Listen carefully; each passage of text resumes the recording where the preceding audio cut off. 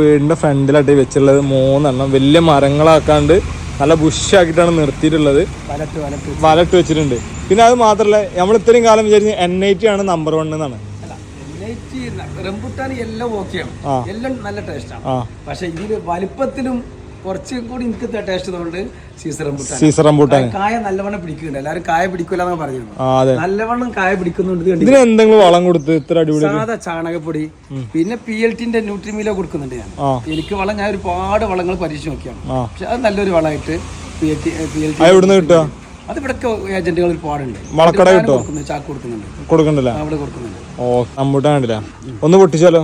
പൊട്ടിക്കാം. എന്താ ഒരൊറ്റ പഴം തന്നെ പൊട്ടിച്ചാലോ? ഒരു 100 ഗ്രാം ഒറ്റ പഴം തന്നെ ഉണ്ടാവും. ഇതിന്റെ തൈകളൊക്കെ എന്താ റേറ്റ് വരുന്നത്?